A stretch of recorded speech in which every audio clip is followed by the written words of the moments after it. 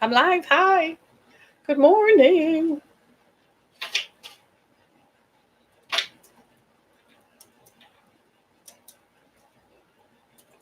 Why am I not capitalizing her name?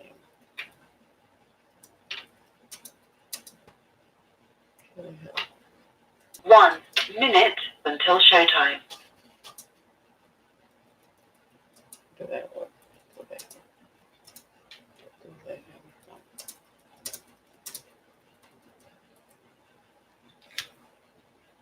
So it's this. Is that time of the morning? You have no idea. This week's topic is going to blow you away because we're going to talk about Katie Hill and the Me Too movement and the differences between victim, a male person, a male power pusher, and a female power pusher. So for some reason, I like to keep my TV on in the background. I don't know why. I guess it makes me feel like like there is activity, or maybe I'm just looking for breaking news or something. Isn't Your that show will go something? live in 5 seconds. There we go. Four, The countdown has 3, started. 2, I love it. 1. Hey, everybody. Good morning. This is Harriet Kimmick with Down to Earth. It's the show in which we talk about the issues that matter. And today on our show, we are going to talk about Katie Hill. Is she the perfect victim?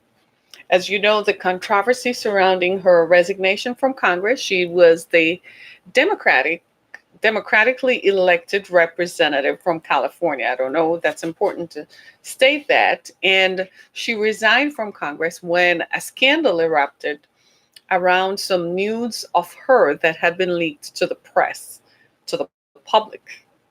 And so in her resignation, it raised questions about her sexuality and privacy, and was this revenge porn? And so today we're going to take another look at it from the perspective of the Me Too movement. What was the difference between Katie Hill as a perpetrator and a man in a power position as a perpetrator? So we're going to examine that in just a few moments. But it's the week of Thanksgiving. And Thanksgiving is this Thursday. So while we sit at our Thanksgiving tables and eat, and some folks are going to head off to Black Friday shopping right afterwards, let's not destroy the spirit of Thanksgiving. I find it distasteful, actually, to see folks leaving Thanksgiving to go. I think retailers are really rapacious capitalists for real, because they're letting people leave Thanksgiving just so they can make more money, right? As if they don't make enough money, right? And then you all are going to go shopping for Thanksgiving and Black Friday shopping. And then you're all going to be broke and can't make that rent payment in a couple of days because Thanksgiving is the 28th, rent is due on the 1st. So I know you're all going to spend your rent money, right? To buy stuff that you really don't need. Here in the Midwest, just like I thought, Saturday, the day after Black Friday, it's going to be rain, it's going to be snowy. That means you won't feel like going back out to return the stuff. Watch if we don't have a polar vortex immediately afterwards. I'm one of those folks who believe in this conspiracy theory that they do manipulate the weather to benefit retailers. I've noticed that it's begun happening in the last 2 years, that the day after Christmas, when traditionally most of us would return items we don't want, all of a sudden it's a polar vortex for 10 days. You can't go back out. By that time, you're like, I can't be bothered, right? So while we're sitting there giving thanks this week, I want us all to be thankful for what you do have. Thankful as you look around your Thanksgiving table for the people who are present. If we can lay down the knives for just a few, right? And not focus on the issues that divide us, but focus on the issues that unite us. And think about those who are serving overseas, right? Those who didn't have a chance to come home and eat at a Thanksgiving table. Think about them. Those who are Air Force pilots who are still flying, those who work in the Navy, those who are in the Navy and are undersea, right? And who have happy memories of their childhood with Thanksgiving. And those who will not be able to watch football, I feel for you. Definitely feel for you. When I lived in the Southeast, we used to watch, it was the Cowboys. Now that I live in the Midwest, it's the Lions, who suck major. By the way, I love the Lions, but they suck. They lost that game yesterday. They could have won that game. It was too much. And of course, there was New England playing the Patriots. And we all knew, I'm sorry, the Cowboys playing the Patriots. We all knew how, thank you. We all knew how that was going to go. That was not going to end very well, was it? Nah, it wasn't going to end in favor of the Cowboys. By the time it got to the fourth quarter, I gave up. I was like, forget this. I already see Super Bowl already with the New England Patriots. I no longer believe that they're a champion because you don't go to the Super Bowl all the time. It's just like watching the American Music Awards last night, right? Taylor Swift won in 2011, 2012, 2016, 2018, and 2019. With all the dearth of new artists, she still wins? No, that's not competition anymore. That's favoritism, right? I hate favoritism. Compete. Show the person who has won based on the fact that they are the best at that category. They're the best in that position, right? So I don't know how I can see Super Bowl already. It will be in Miami, so it will be warmer. So folks in Miami get a chance to do that, but it's going to be the Patriots. No matter which way it goes, they're going to give it to the Patriots. The Patriots have paid off the NFL to win the championship. The only thing we all like about the Super Bowl is that we get together and eat more chicken wings and eat more chips and the snacks, y'all. I used to go way out on Super Bowl. Like, I used to do all the snacks. Man, that was when it was teams that were playing a championship. Now it's the Patriots. You don't even bother. You're like, what's the point in watching it? What's the point? If they got, because the refs are so in the NFL are so biased today that you look at it. I watched a game with the Lions last week and I couldn't believe how the referees gave the game away to somebody else. I watched a game with the New Orleans Saints last year and they took the game from the Saints to give it to the Patriots, so the Patriots and jacket it so the Patriots would win. It's just how I see it, right? So it's not even competitive sport anymore. I like competitive sport for a reason, because it shows the true athleticism of the individual. So the people who emerge as the winners, it's because they really worked hard to win. Nowadays, that doesn't seem to be the problem. That doesn't seem to be the concern or the cornerstone on which championships are built. Championships are built not on the playing field of sports, but in boardrooms and on golf courses and in locker rooms and in bars and in strip clubs and spas. That's where championships are won, when people pay people so that they can advance their team and their cause. It is what it is. They don't like it, and so what? They're going to continue to do it until the public says enough of this, until we say, I'm not going to watch any more Super Bowl if it's the New England Patriots anymore. I'm not going to watch any more NFL games if the referees continue to be skewered. They don't like certain teams. They don't play levelly. They advance certain teams because they're jockeying it up so that only certain teams are going to end up at the end in the championship, and to make it seem like the rest of us are idiots. Come on. Enough is enough. I don't know what happened to America. What happened here? Did money suddenly, I mean, we were always a capitalist society. We were always a group of rapacious capitalists. We recognize that. But what happened?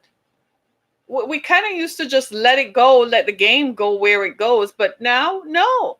What happened to us? We just suddenly, all of a sudden, just become this universe where people are just simply just doing stuff. I don't know. Something went wrong, and I don't know, right?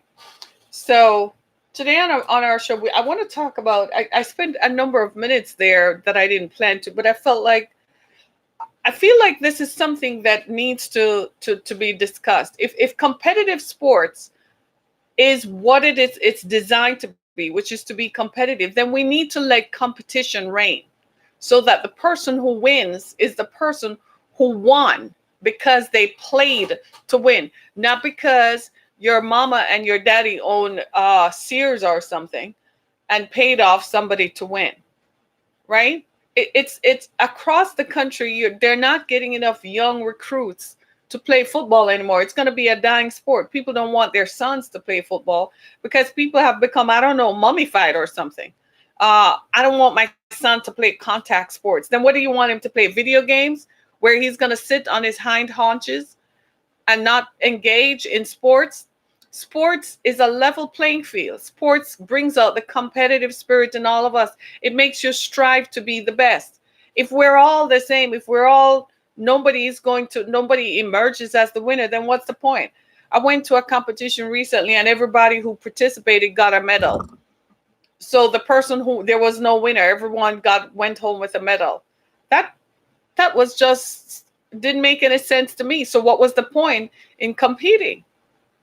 Where is the goal? You need competition. Isn't that what capitalism is? Yeah? We're still capitalists, or we changed? Maybe they changed overnight on me and I didn't get the memo, right? I think that's what happened. I didn't get the memo, so they changed, right?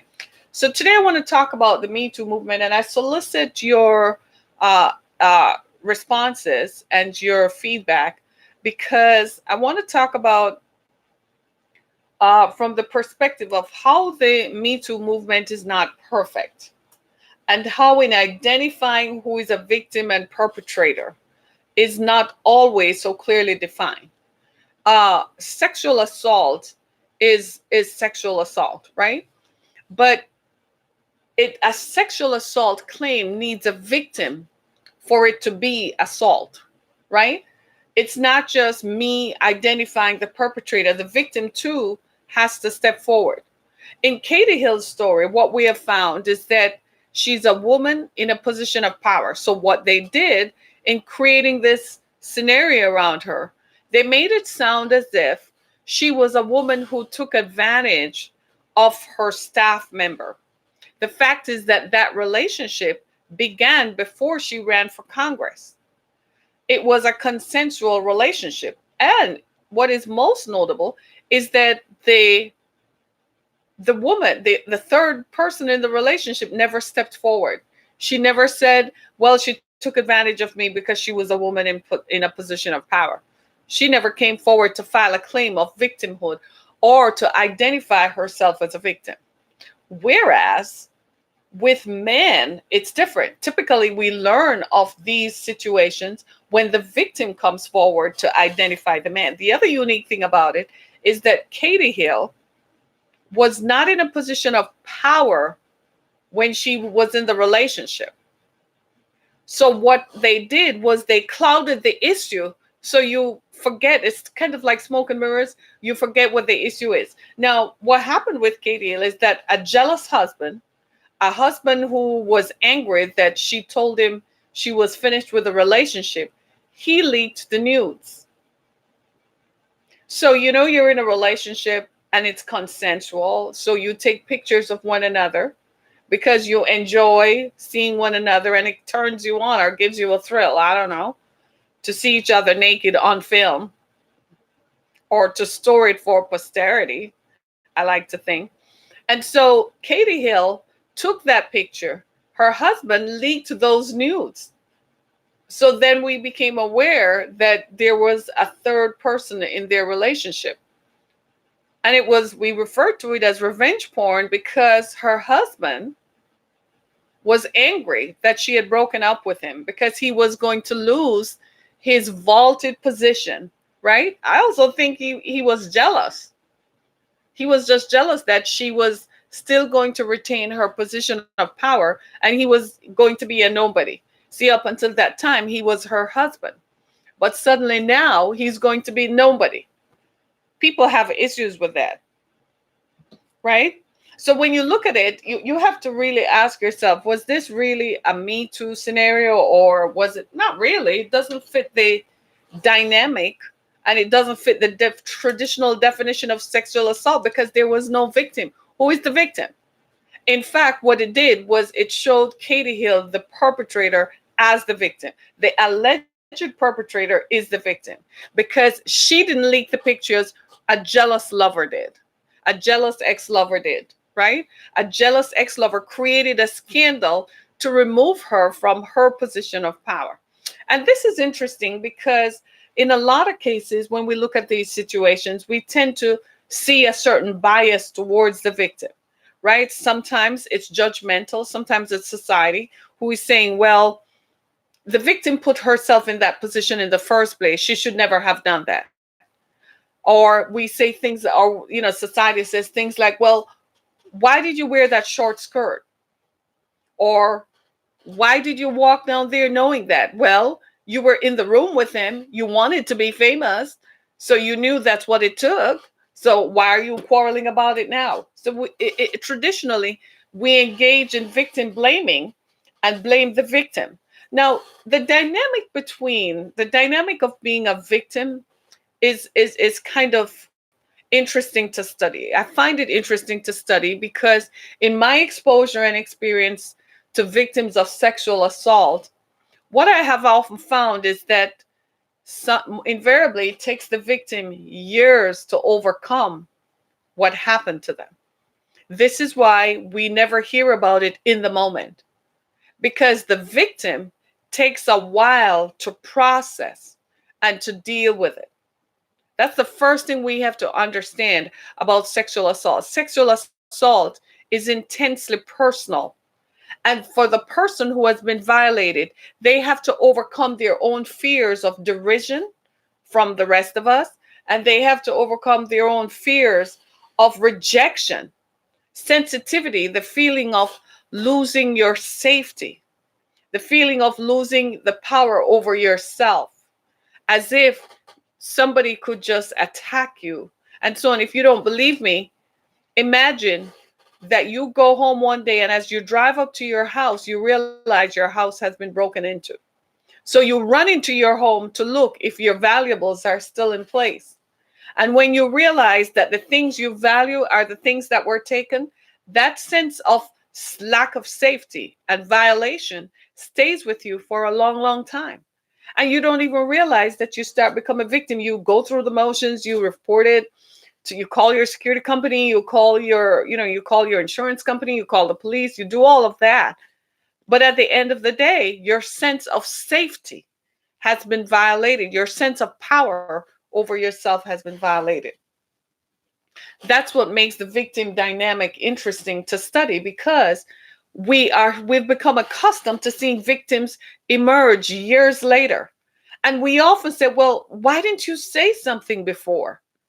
I'm not talking about manufactured claims. I'm talking about the real victim. More often than not, most victims of sexual assault never come forward. They don't want to face going public, the public humiliation and shame associated with something that has happened to their person, the public humiliation and shame associated with others name calling them, right? And so victims of sexual assault come forward. So in this mix, we throw this woman, Katie Hill, who was an elected representative. And at first, this story that was the story around her wanted to sound like she was a perpetrator. But then where was the victim? Who is the victim? After a while, it began to emerge that she is the true victim. She is the true victim of a power structure that says that tried to make it seem that women too take advantage of men. No, I'm going to be honest with you. Anybody ever watched that show, that movie Disclosure? Anybody? Go look it up. I don't know if it's on Netflix, but Disclosure. It's with Michael Douglas and Demi Moore, and it's about a woman in a position of power who sexually harassed her male junior employee. She wanted sex from him, and she used her position of power to extract sexual favors. Well, that's what they were trying to say about Katie Hill. But the alleged infractions took place before she was a member of Congress. Everybody was all on the same level, except her husband, who felt that he was jerked around because she said no. You know what that also tells us as women? That whenever we choose to exit a relationship, if it's our choice to exit the relationship, we are often vilified and pilloried. Show me a woman who has left a relationship who has not been called a B, a W, and a C. Show me a woman who has left a relationship who has not been victimized and pilloried. I can't begin to tell you what they called me in court because I chose to call the police on someone who was threatening to kill me and who had a knife to my ribs. I still ended up being victimized. I had no idea the extent to which I had been victimized until I left the marriage. Anytime a woman says no, she's called a B. Anytime a woman says no, she is victimized. Why? Because we live in a culture where women are often seen as we're just supposed to open our arms so our breasts are constantly on display and open our legs so the people who choose to want to enter our bodies, they can have the choice to choose, but we don't have a choice. As far as I'm concerned, I don't give a care if Katie Hill slept with two men or two women. That was her choice. She was an adult. She was not having sex with children, right? That was her choice. So whomever she slept with, that was her choice. Clearly, the people whom she slept with, she obtained their consent because they didn't come forward to say, well, I felt victimized. Even with all the grand stories surrounding it, they stayed in the background, not because they internalized being a victim, but because they knew the truth of the matter was, I consented to that. But text messages later revealed that it was the instigation of the husband. The husband was the one driving it. Why? Because he felt he had been wronged, because he wasn't going to get what he wanted anymore. He had two willing victims. Anybody who is the power in that relationship was the husband. He had two willing victims. He had two women who performed for him and did whatever he wanted to carry out whatever ludicrous fantasies that he might have had. Some of you are looking at me like, you think they were ludicrous? Well, yeah. He got what he wanted. If anybody was pushing the power envelope, it was the husband. Right?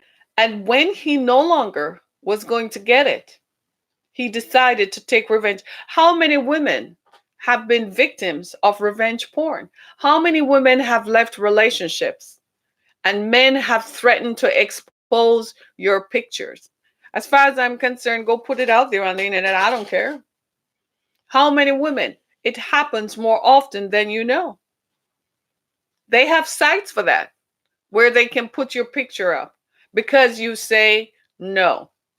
Because a woman says, no, I'm not going to do this. No, I'm not going to do that. Right? Daily. Absolutely. How many women?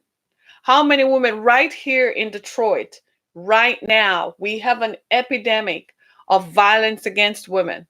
Just a few days ago, I think it was yesterday, on my Facebook page, someone posted a picture of a guy who stole his pregnant girlfriend's car and her rent money.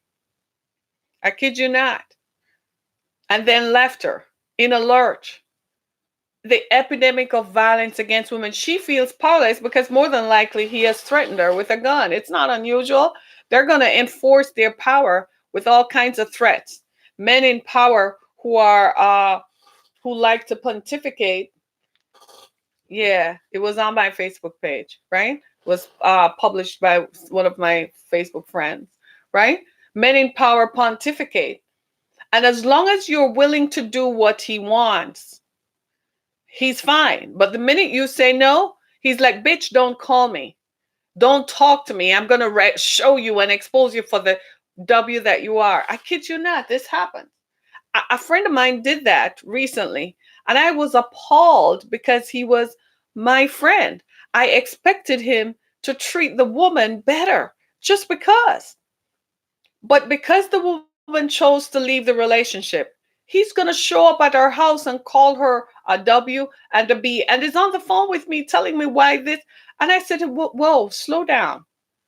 You knew this before. Why are you now calling her because she decided to pull up the brakes? She decided she doesn't want anymore. Walk away. I'm like, walk away. That was not what he wanted me to say. He stopped talking to me because didn't say what he see the power and control. So he wants to exert control over a 10-year. We've been friends for maybe more than 11 years now, right? It's been a while, right? So he wants to exert power and control. And because I didn't espouse and support his foolishness in vilifying a woman whom he had entertained, I was like, you knew what she was when you got into it, but now she doesn't want to. So I said, be careful, keep showing up at our house. One day her neighbors will call the police and they will lock you up. Is that when you're going to call and ask for bail? Right? Do you see what I'm saying? These things happen. And as folks, I believe part of this too has to do with the fact that somebody is saying something. Dudes be in there nowadays and they're the dangerous ones. Yeah, right? The game has to change. We have to get back to civility. I was reading something on my Twitter feed yesterday that I think I retweeted, but somebody said, guys, actually said, guys, we need to get back to the stage where we treat women like women. I'm quoting him. I'm paraphrasing what this man tweeted. He said, we have to get back to the stage where we treat women like women. He said, I'm tired of pulling up at the gas pump and seeing a woman pumping gas while a grown man is sitting in the seat, and seeing her struggle with bags while a grown man is walking with his head in his phone. I wanted to hug him. It's something I see all the time. A woman pulls up at the gas station and the man is sitting in the seat while she's pumping the gas. I see it all the time. She's struggling with bags and he's walking with his hands free. It's almost as if we don't exist except when a man wants to have sex with a woman. That's when you exit. Oh, you're there. Okay, open your legs. I'm coming in. And when she says no, she's a bitch. She's called a W. She's called a C. She's called every name in the book. Sometimes today, I wonder if men have forgotten how to be men. When we women are looking to men to make us feel safe, to protect us, where are they? The only time we see men is when they're either hungry for food or hungry for sex. We don't see them when it's bill paying time. There's an ad running on TV for Aflac. You all should watch it. And part of the guy, goes to the university for a tour, and they show a flick of him and says, here you are paying bills. And his partner, his female partner, turned to him and said, you look good paying bills. And, he kind of just glowed a little. And I'm like, would that's the story of most women today. I wish men would get back to being men, being the protectors of women. Here, as I've said, in Detroit, it's an epidemic. Men kill women. They kill. You can never fail. The minute a woman says, I'm not going to be with you anymore for whatever reason, she's a dead woman walking. Right? Let me see now. So here in Detroit, crimes against women is getting really out. Social media has played a major role in this problem. Yep. Right? It's totally out of control. I tweeted the mayor and the governor yesterday, who are part of the establishment, about what are they going to do about the violence against women in Detroit. I'm not going to stop. I'm going to talk about it till something is done. There has to be something that can be done. Do we need to lock people up more? Do we need to, people who come out on parole, should they be tagged? Should they be watched? A 16-year-old girl was stalked by a guy who got off of parole in March. And he's 28 and she's 16. He developed some fixation for her. She walks into the police department to provide the police with the name of this guy, and they did nothing. This happens all the time. Women file a report and nothing happens. We're treated like we don't exist. Oh, really? Really? Is that who you really think he was stalking you? Maybe it was just a misunderstanding. A pretty girl like you look good. Men usually talk to you. That's how women are treated. And this 16-year-old girl walked in, brave enough to walk into a police station to tell the police this man has been stalking her. The police, nothing happened. The man had already shot 4 people. So his parole should have been immediately revoked. The police did nothing about it. You know what happened eventually? A brave police officer ran into the house to try to save that girl from being killed by this man who had stormed the family home, right? A brave police officer was shot and killed. And guess here's the irony. You ready for this? The police officer who took the report 2 days before happens to be one of those who showed up and who got shot. He didn't die. You know what that is telling us? It is a call to action, right? Women are victimized over and over and over again. And men, you guys are standing on the sidelines and watching us being beaten, watching us being shot, watching us being killed.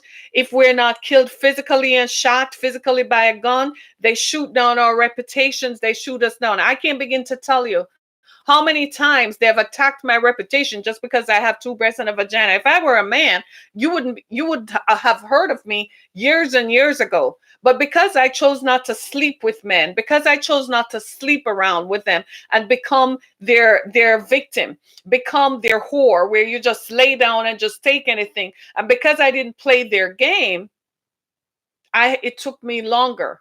But I chose to keep my virtue. I said, no, you ain't going to do that to me. Because when I stand on the same stage with you, I'm going to look you straight in the eye and you need to quiver under my stare. This is what happens to women. I am the living witness of that. So here we go. Give me a break. The only thing I disagree with about Katie is her affair with the star. I can care less about what she does in her bedroom, yet you don't even care what Trump did or does. Who told you that? You want to call a fake Trump Christian? Are you serious? You have no idea who I am. Right? No, honey. I never condoned Donald Trump saying that he grabs women by the pee. I'm not going to ever condone that. I'm not ever going to condone that. That's not something that should be condoned by anybody. All the women who claim to have been victims, they are victims. That is part of the power we're talking about. That is exactly what the power is. And if he's sitting in the highest office in the land and he's doing that, then what does it say to John Doe out here and Joe Blow out here? That it is okay. I remember having this very same conversation with my boyfriend when this happened. I said, would you like it if every man that is out on the street wanted to grab me? And he's like, I wouldn't like that. He said, you already know what would happen. Right? I kid you not. And I said, well, that's what it is saying. And he said, oh, see, when men say these things, other men just sit there and laugh and make fun of women. And this is what we women are saying. We're tired of being made fun of. We're never taken seriously. We're never treated with the same stature that a man in a similar position is treated. I told you my story. I went somewhere to preach, and the same preacher, it was a man, it's his church. He preached my sermon over while I'm sitting there. Like I don't exist. Like I don't have a face. I don't have a name. I'm not somebody. He preached my sermon over for 45 minutes. He took 45 minutes and even gave it a new name. I kid you not. This is what women endure. You can ask any woman over and over again. And guys, come on, don't tell me, give me a break. Give me a break. Give the women in Detroit a break. Give the women in Baltimore and Compton or wherever else women are being killed. You think this is just a Detroit problem? Recently, I read on Twitter that women in France, that 130 women in France have been killed due to domestic violence. It's become an epidemic in their country. So much so that they're writing the names. A group of people decided to write the names of women who have been killed on a wall to draw attention to this. You think this is just something that Harriet is taking so personal? That is so sexist and misogynistic. That is dismissive, my brother, because that's saying that I don't matter, That's telling me that my feelings and my concerns do not matter because what you think matters doesn't. These women were asking for it anyway. Seriously? You think that 16-year-old girl was asking for a 28-year-old man with violent intent to stalk her? And that she went into the establishment to ask for help and they ignored her and didn't take him off the street. They didn't even discuss it. They didn't even investigate it until one of their own officers was killed at the hand of the same violent offender. Like that, if I were that officer's family, his death was totally preventable. Because we have a culture of violence that has now become a worldwide phenomenon. And if we don't do it, all I'm saying is right here on home turf, we need to deal with it.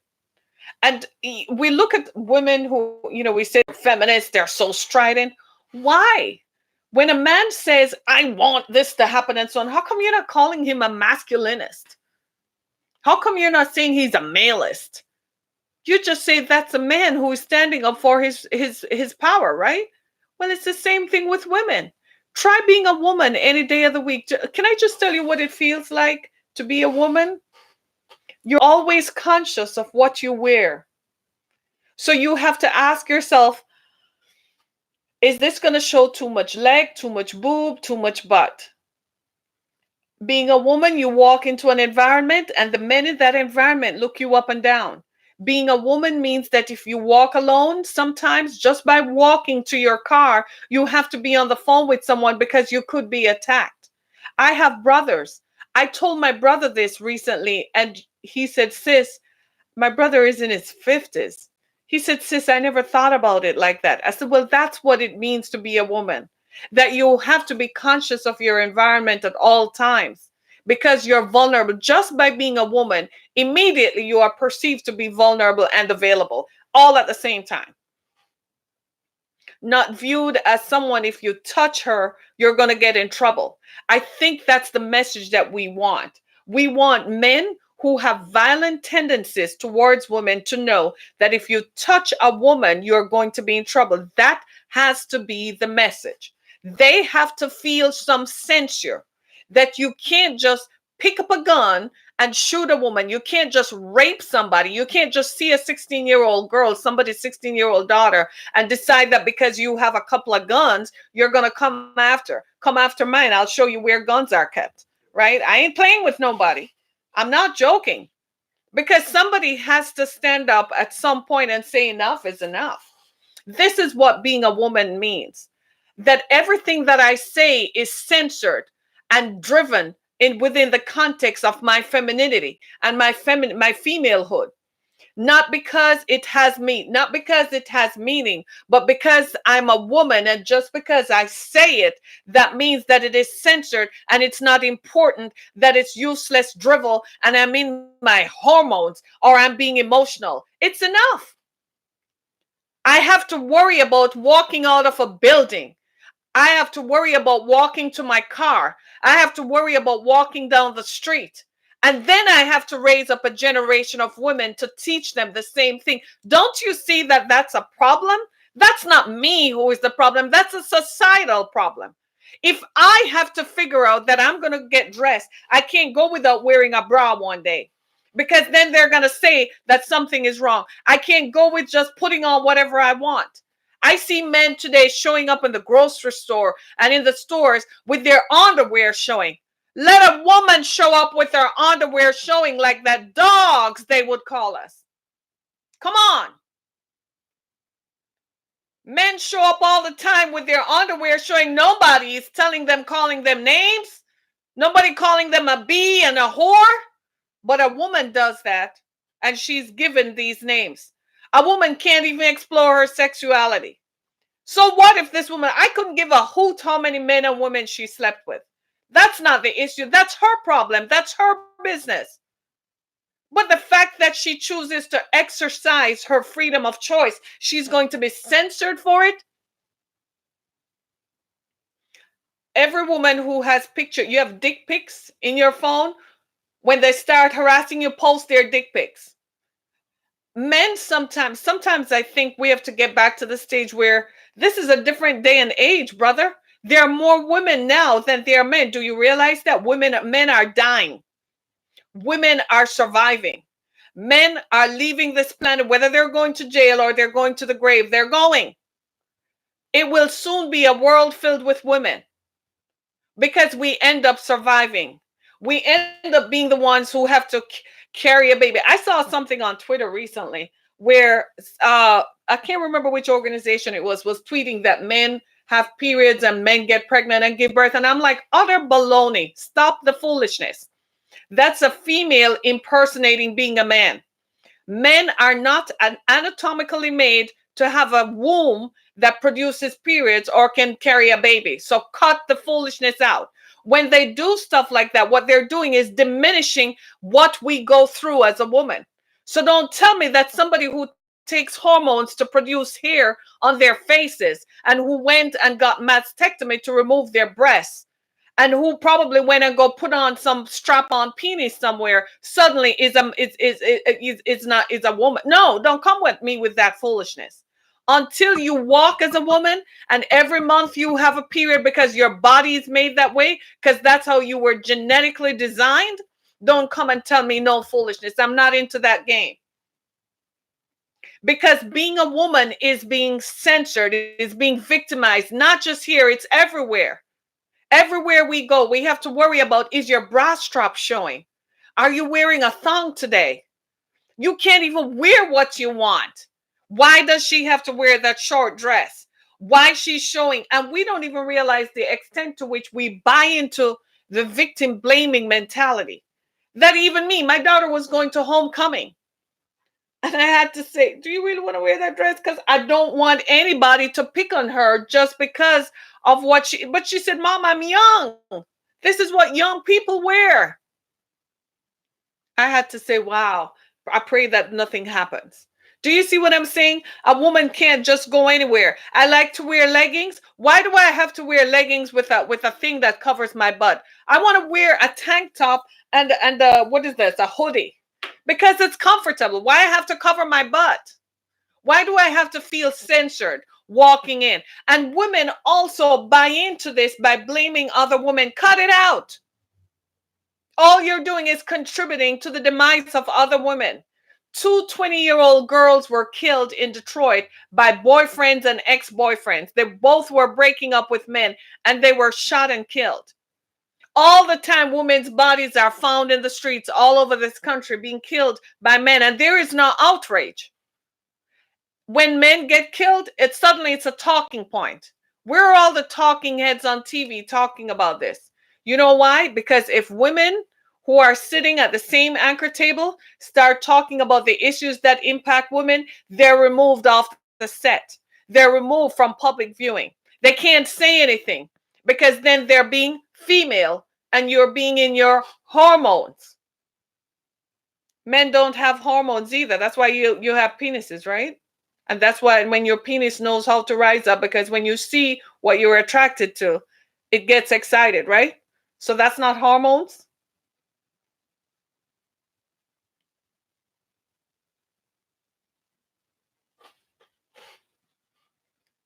There was nothing wrong with Katie Hill. Men in power do this all the time. Mark Sanford, who was a governor of South Carolina, remember him? He even had the nerve to emerge into public life the other day, wanting to be a contender for running for president on the Republican ticket. Go figure. Why?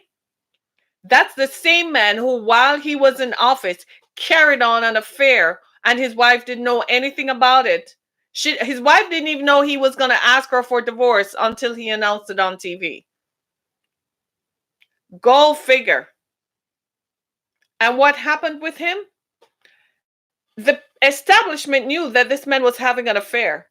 They wanted him to be a candidate for president. They were grooming him. They liked it so much. They put their money on it. Is anything wrong with Mark Sanford today? No.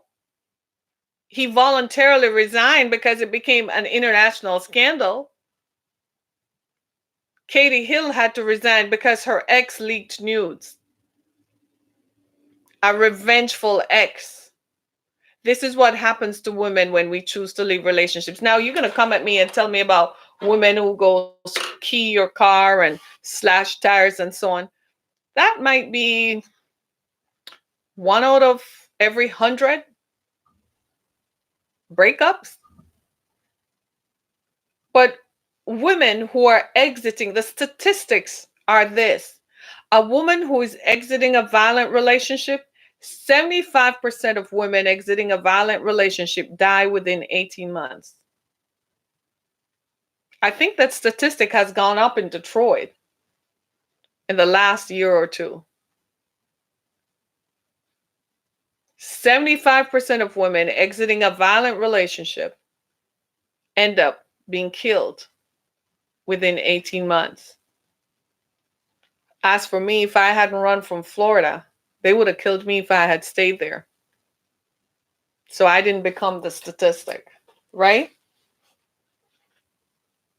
We need to look at this. You just like when I explained to my brother what it means to be a woman every day of my life in my skin, when I explained it to my brother was when it meant something to him. He had never thought about it like that.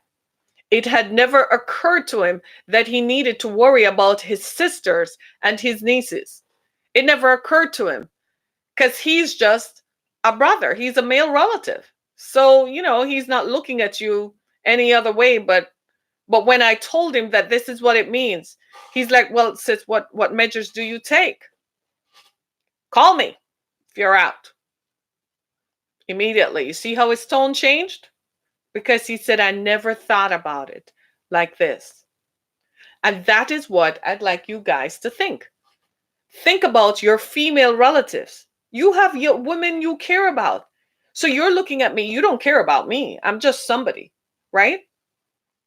But you have women you care about. Your sisters, your mom, your daughters, God forbid, your nieces, girlfriends, ex-girlfriends, cousins, your co-workers, your friends, your female friends.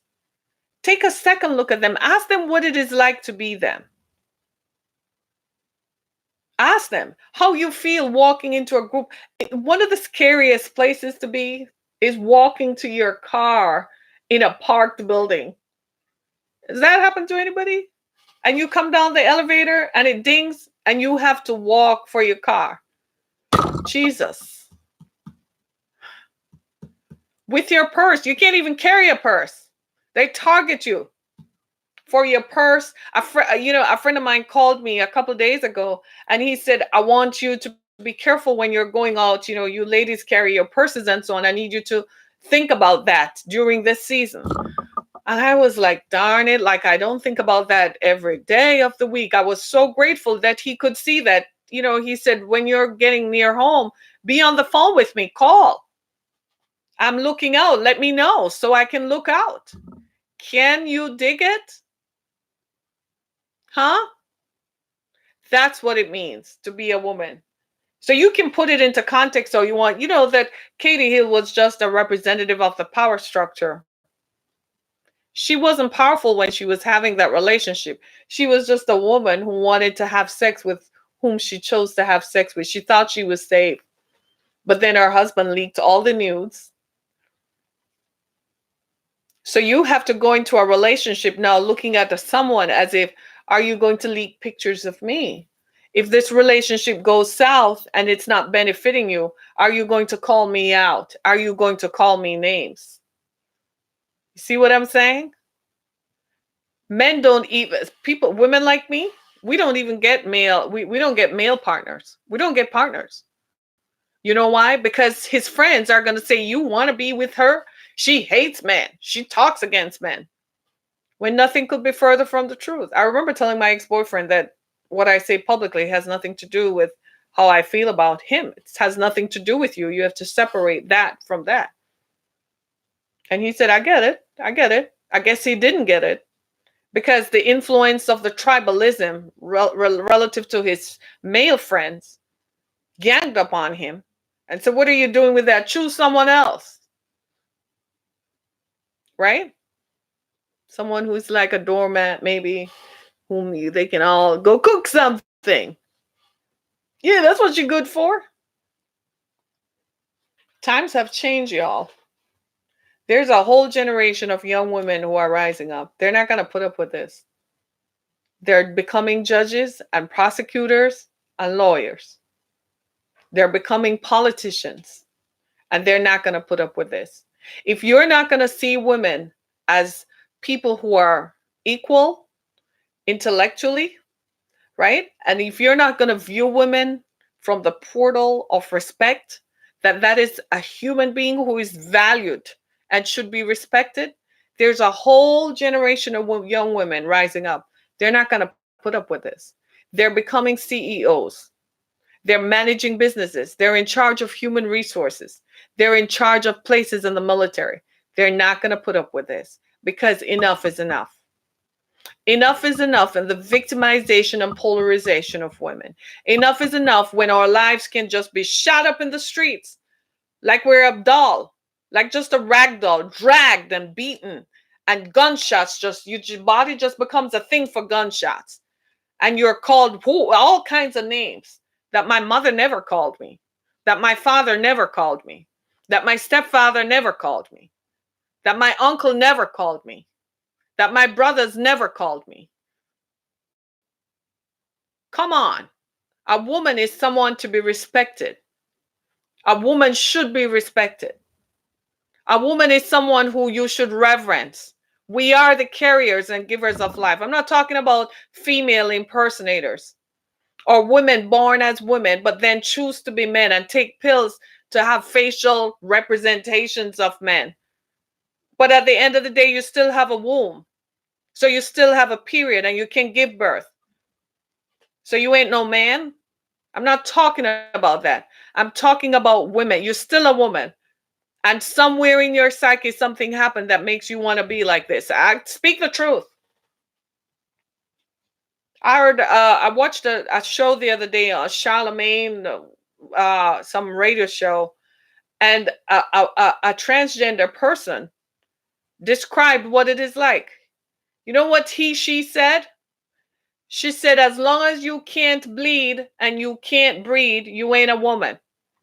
She said, and this is someone who had on makeup, had on hair, dressed, had on women's clothing.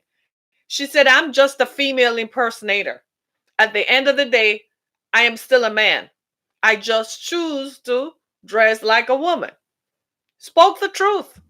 Everybody had to stop and say, wow, because they forced this on us and force it on people to absorb that if you don't, you hate people and you're not current. No, we don't know what to do.